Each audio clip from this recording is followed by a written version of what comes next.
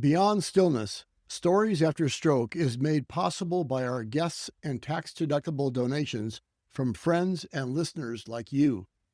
Join us in empowering stroke survivors with stories of wisdom, purpose, connection, and hope at www.beyondstillness.org.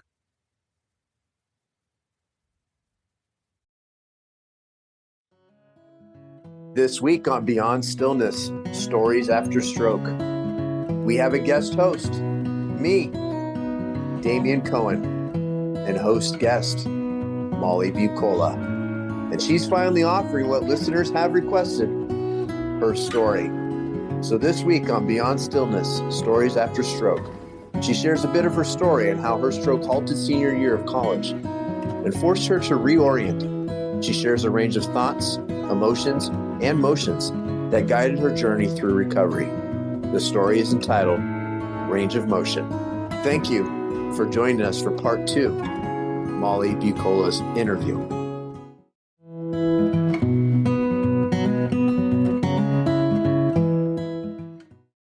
Hello and welcome to Beyond Stillness. Stroke offers a powerful, life-changing shift in perspective. Each colorful memory creates a parable for life's greater teachings, a compass for journeys ahead, and inspired wisdom for unique growth. This radio show, Beyond Stillness, offers an hour of pause for storytelling and reflection.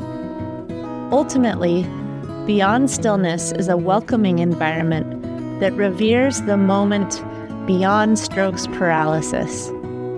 Still moments unite humanity and divinity. Today's host is my friend of 17 years, Damian Cohen.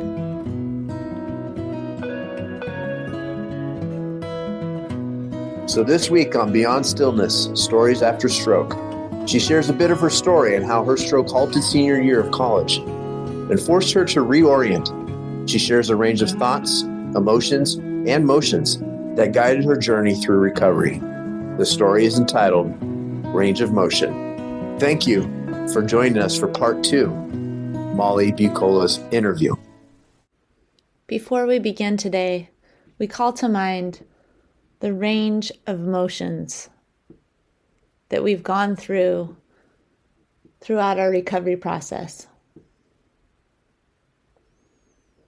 Where we began right after the stroke and what we've recovered since. We call to mind the range of emotions, maybe our frustrations, our impatience, our joy, our connections.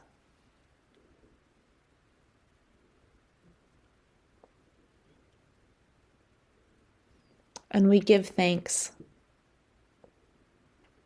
knowing that this is an opportunity for persistence, for overcoming challenge, for connection. May we use our moments of stillness as moments of growth. So Molly, my first question for you is there's this moment early on in your talk where you talk about having the last rites administered. And so there's a fear component.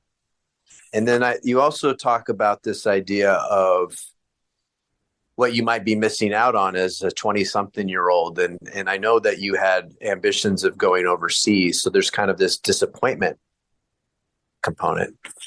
And then there's this element of, but I'm also alive. And so there's this joy component. And so I'm wondering how with those, the idea of fear and disappointment and joy, where you were at with your range of emotions during this time. Ooh. Well, that's a good question because it's so disjointed. My memories of the hospital are disjointed. The people who showed up to visit me, the ones that I had lived with at college. I was surprised to see them there. But my family that was traveling from states away, it just seemed normal that they were there. So I wasn't thinking in a rational mind. So you're asking about a variety of emotions, the range of emotions and the thoughts. And you're right, they were all flooding in and they were all happening at once. It's like how one can have grief and joy at the same time. I think that my disappointment that my life wasn't going to go as planned, that didn't quite happen until weeks after I got out of the hospital. Because my time in the hospital, I don't think there was fear in the hospital. It's like when you're in a dream and things are happening to you in the dream and everything just seems normal, but someone showed up from second grade and then you're flying. The fear came with the disappointment, and that came after, I think. Okay. Does that answer your question? It does. Thank you. And you just mentioned a moment ago in terms of people visiting you, and I was curious when listening to your talk. We hear about Annie discovering you, and then we also hear the role of your sister, and we also certainly hear on multiple occasions about your mother. And I'm curious to know how you see a relationship in regards to your recovery in terms of people, because this is not a solo story. This is a story of friendship and a familial story as well. So I'm curious to know where relationship falls into all this for you. I don't think there is a solo story. I think that we are all an amalgamation of the experiences and the people that have come into our lives, whether it be a first grade teacher or a neighborhood friend or someone we happen upon on the street. You're right. My relationships throughout, those were really important. I mentioned by name my mom, and I mentioned my sister, and I mentioned Annie, my roommate, but there were a lot of people, and people showed up in ways that they could by sending cards or visiting, or my uncle flying my whole family in from so many different places, and my aunt showing up to make sure that people were fed, and my brothers that sat at my bedside when I was in the coma praying, they never left me alone. And I think there's an intense power in people being able to give what they can. Some people can't offer that time, can't offer that space, whether it be because they have work that isn't as flexible, or maybe their strengths and their talents or their emotional capacity is different. But sending a text, I was talking to someone and they said that when they were in the hospital, it meant so much that one of their friends that was an acquaintance beforehand was sending them a text every day. And just that text gave her hope. And I'm not saying just that text gave her hope. And I think that we can all do something, anything, to let someone know that they're there or they're thinking about them or anything. And that it's energy, it's care, it's emotion, it's a wave of support that lifts the whole, that lifts the people who are offering a hand in whatever way they can. And it also lifts the person who's going through their own stroke journey. Thank you. Mm-hmm. You mentioned that just about a month before the stroke, you had completed a marathon. And I'm curious to know for you, I mean, doing a marathon, most people don't do one in their life. You have ultimately done many marathons. And there's a certain mental strength in doing a marathon. So I'm curious to know, in terms of you as an athlete, in terms of you as a runner, how much of some of the same maybe tactics that you use of trying to go with the next mile or the last, make it to the next tree or whatever it might be, factored into your recovery after the stroke?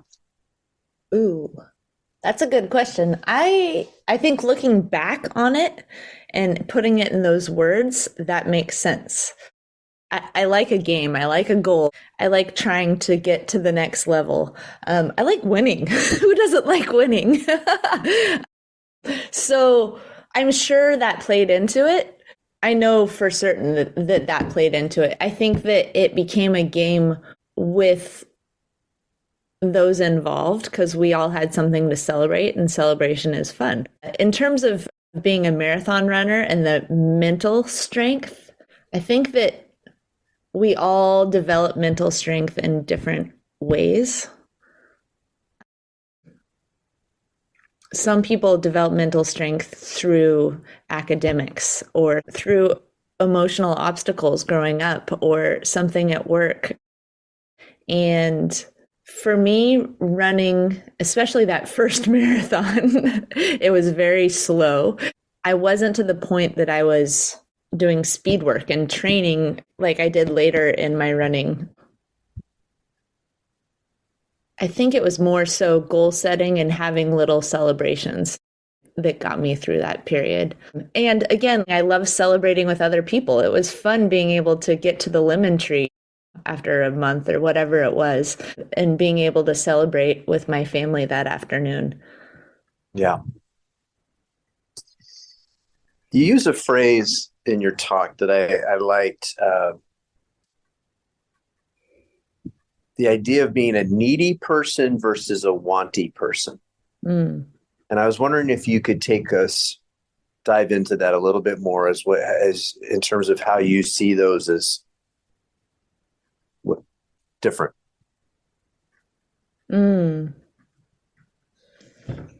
I think it's a gray area because I think a lot of us are,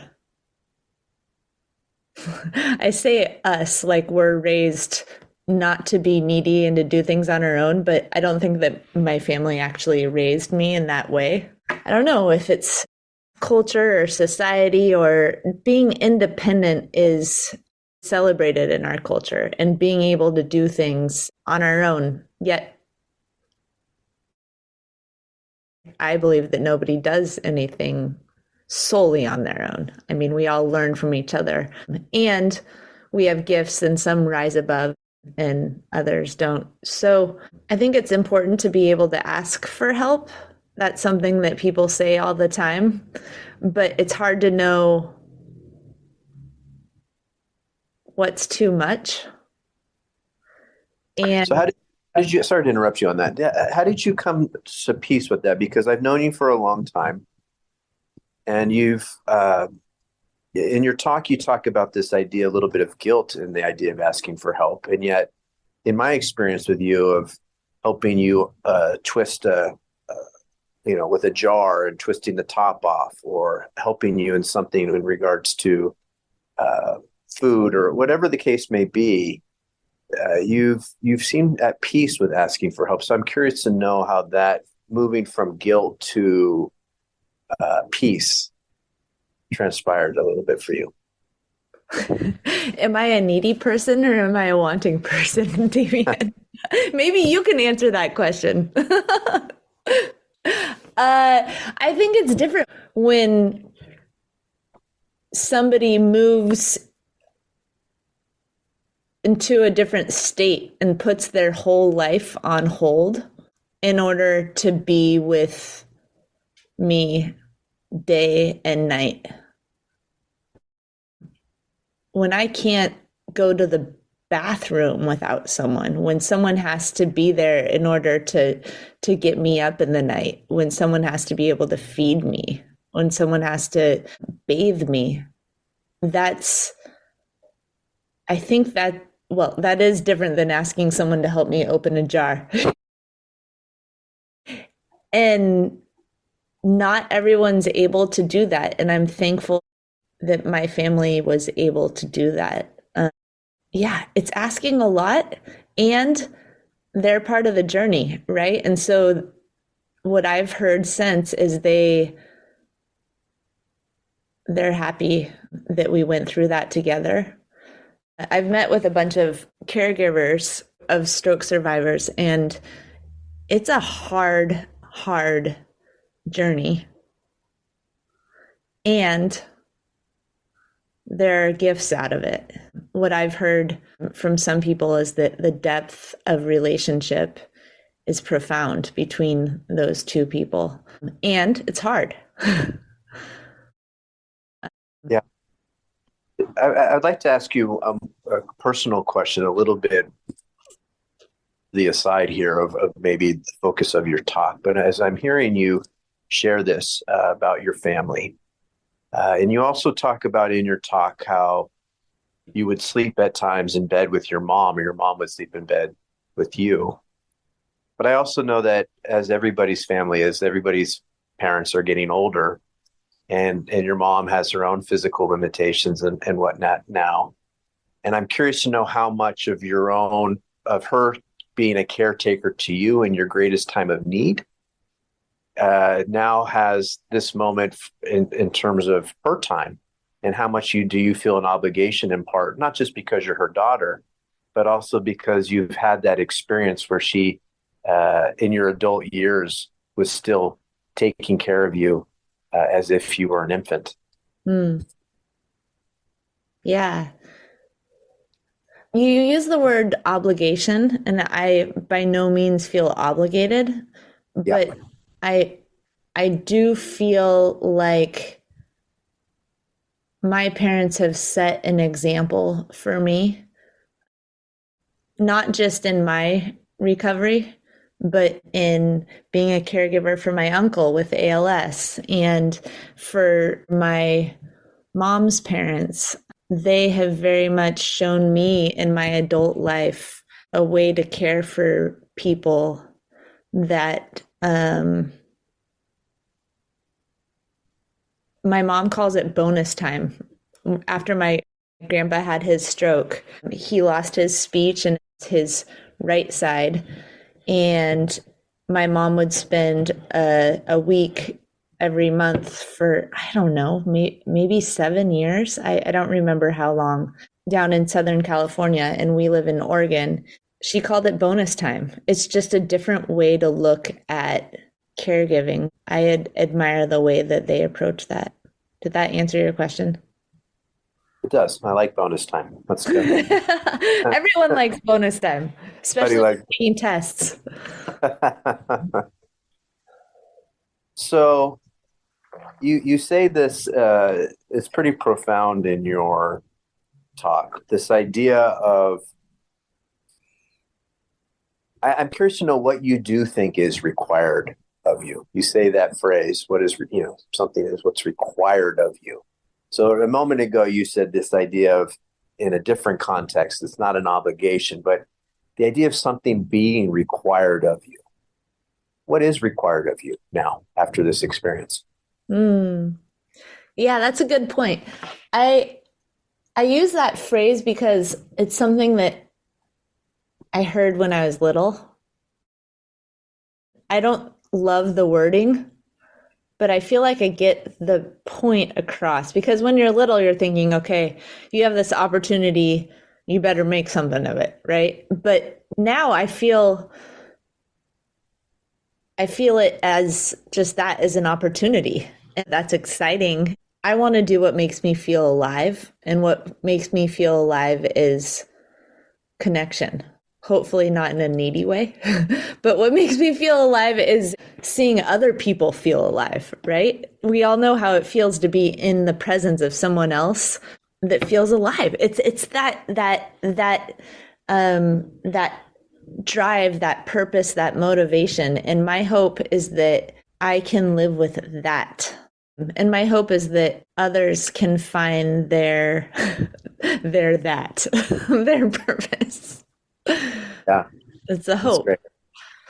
And I don't think that's a requirement. It's more of a chance. Yeah. What do you think? You don't get to turn the tables on me.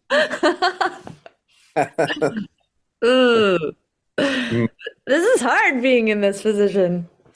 So let me ask you on that piece of it, this being hard. I've heard you tell a chapel talk about this story, and I listened to your talk here, and I've known you for a long time. But I'm curious to know: is there something that you wish that I or people close to you would ask you about your stroke that they're not asking, but that you wish they would, or do you feel like you're telling your story in full and with its wide range of emotions and etc.? That's a good question. When I hear other people tell their stories, I'm amazed at how much they can remember about it. I don't remember a lot of it. I don't remember most of the hospital. Is that a youthful component, or is that because of the situation you were in terms of your health? It's a good question. I don't know if it's a mental defense. I don't know if it's an emotional defense. I don't know if it was my health. I'm not sure. But I think that is part of what sparks my curiosity when other people talk about their strokes.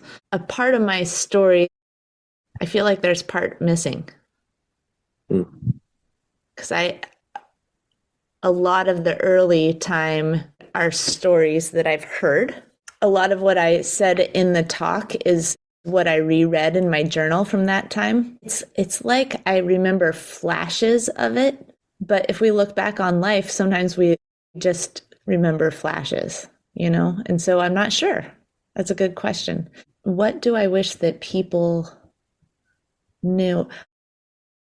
Because I was able to recover in a way that most people wouldn't be able to tell unless they knew. Right. Yeah. I thought it was easier not to tell people. And so I didn't, because it's a long story. And now maybe I realize that there's a huge part of my life, like a pivotal moment that I haven't really been acknowledging. And so when I hear other people share their story, I have this huge admiration for them. Like I want to hear more and more and more. And maybe that comes from the part of me that doesn't know that part of myself as well. I don't know. In that vein, do you see their stories filling that hole, or do you just like to hear their stories because you love stories? Both, and they're so inspirational. These are all about stroke, and they're all so different, and they're all inspirational in their own way. And I think that shows the spectrum of humanity, right? Like there's so many different personalities, and we all have different strengths and talents and obstacles. And for people to talk about themselves and how they've used those strengths and talents and overcome those obstacles and look inside while they're doing it. I love that they share their thoughts, but then they're also able to paint the picture of the setting, the room in front of us. So we get to hear the interior and what's going on. That to me it's genuine, it's humanity. It connects each of us. I believe it's the spirit and the way it moves through us. And so I'm so thankful for the way that people share of themselves. Well, Molly, thank you so much for your time. Your story is hopeful and inspirational and cheerful. And I'm so grateful that I was able to hear it. So, and I'm sure others feel likewise. So thank you so much. Damian, thank you for stepping up to host this week. I love that you agreed to do this because you're someone that knows me so well, and you always have excellent questions for all of your friends, especially me. Thank you. Thank you. So at this time, let us take a moment to remember where you've been, how far you've come, to remember your team, maybe family, friends, caregivers, therapists, neighbors, coworkers. And to remember your purpose.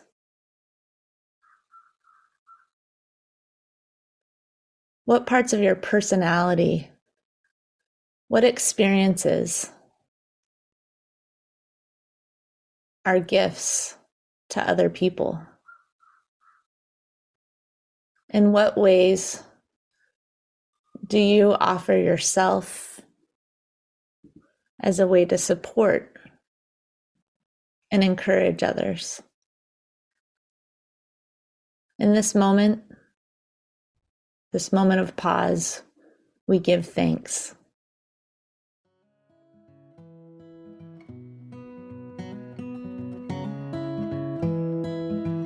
Thank you for devoting time and space to listen to part 2, Molly Buccola's interview. For the full story, please listen to part 1, Molly Buccola's story. Each colorful memory creates a parable for life's greater teachings, a compass for journeys ahead, and inspired wisdom for unique growth. In this episode of Beyond Stillness, Molly Buccola offered her story entitled Range of Motion. She shared about her determination, optimism, and reliance on those around her to rebuild one step at a time. She encourages others to find their strength and purpose through recovery. If you enjoyed this moment of pause for storytelling and reflection, please like, share, or subscribe to the Beyond Stillness Stories After Stroke podcast. If you're Again, part of the stroke thanks community for listening. and have a story you'd And like remember, to share on the show, as part of the please stroke contact community, us. you are Email more than supportive. molly You are at inspirational. beyondstillness.org.